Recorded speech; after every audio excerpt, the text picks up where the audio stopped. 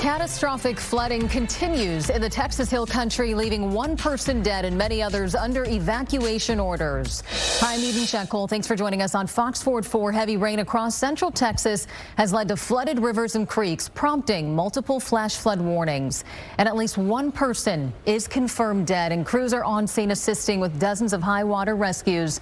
The flooding has shut down roads, forcing evacuations and putting millions of lives at risk. These floods are hitting the same areas impacted by the July 4th tragedy last year, where more than 100 people lost their lives, including children, at an all-girls camp. Fox's Amy Galo joining us live in Kendall County. And Amy, you're just south of the Guadalupe River, so what are you seeing right now?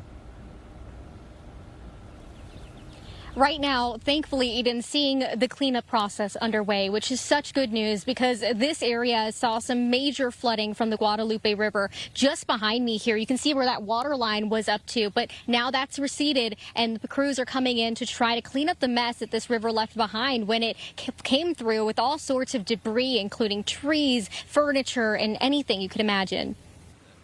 Just after 5:30 this morning, the Guadalupe River had already risen 32 feet in 4 hours, and the National Weather Service predicted it would reach a crest similar to last year's catastrophic flooding, which killed 135 people in Kerrville and other communities along the Guadalupe River. But Kendall County residents told me the flooding this time around looks even worse. Many gathered on a Texas state highway. Some pulled over to figure out a new route, while others were just here to watch as the river overtook a bridge, spreading into nearby pastures, carrying trees, hay bales, patio furniture, and other debris.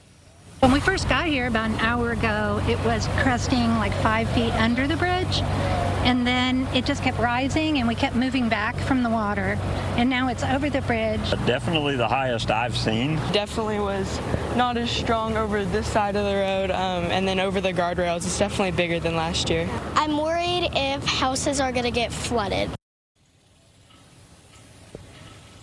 Local officials here believe we are through the worst of it, but they, of course, are still urging drivers to remain vigilant while on the road because you just don't know what you're going to run into. Back to you, Eden. So important to stay vigilant. Thank you so much, Amy. And at the peak of the storms, the National Weather Service issued flash flood emergencies for several counties, indicating life-threatening and potentially deadly conditions. This right here is a live look from Uvalde, where officials have now opened some of the roads that were closed earlier. Fox 4's Shaun Rabb has been monitoring the floods, and he joins us now in studio. Shaun. Yeah, and the images we're looking at now, certainly a lot better than what we were seeing earlier. The two hardest hit counties in this flood, Kerr County, where that one known death occurred, and Uvalde County. But across the hill country, more than 75 people helped by first responders to safety. Dangerous rescues in boats by determined emergency personnel in central Texas as historic flooding happened again. Uvalde underwater at one point. The town cut off, no in and out access by the flooding water.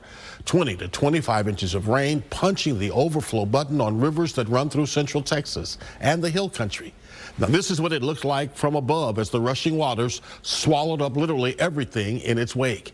Listen to the Kendall County judge. Kendall County is about 50 miles northwest of San Antonio. This is reminiscent of last year's July 4th flood. We've taken on a significant amount more water than last year's flood. This morning there was about 200,000 cubic feet per second of water coming through the Guadalupe, which was significantly higher than last year. Fortunately, like last year, we suffered no loss of life and no significant injuries. And along the Guadalupe, where more than 100 lost their lives last year, including 28 at Camp Mystic, where a new warning system worked as designed to alert people to danger this year in time for them to get to safety. With regard to sirens, I am told the sirens have worked. Let me give you a caveat.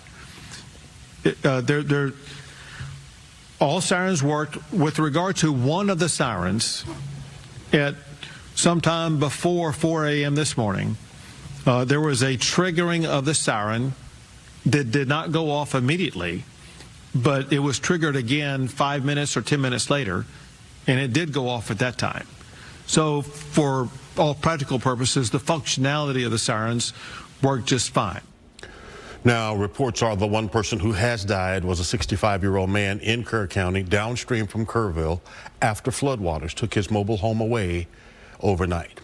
In Fredericksburg, along the Pedernales River, at least 30 evacuations taken place there. A flood emergency issued earlier by the National Weather Service, and highways in that area reportedly impassable for a time this afternoon, maybe even still.